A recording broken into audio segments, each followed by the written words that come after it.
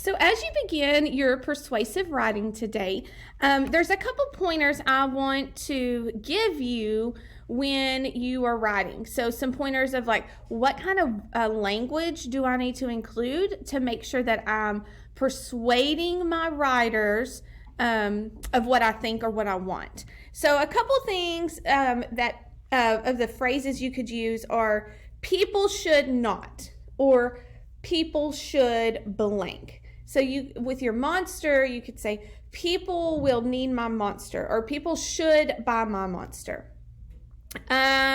If you are talking about it is important that, so you want to, that word important lets them know like it's a big deal, and it's when something's important to someone, it's meaningful.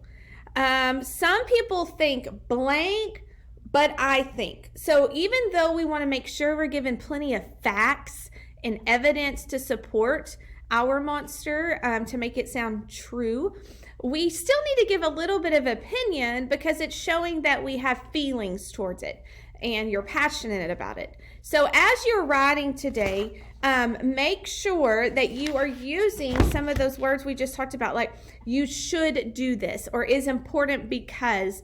And most importantly, after the video yesterday, make sure you're using those words, the evidence and the facts are, and the reasons are. And here's some, again, I guess the word facts to go with what you're trying to sell. So as you begin that, make sure you're using some of that persuasive language to make them really believe they need to buy your monster.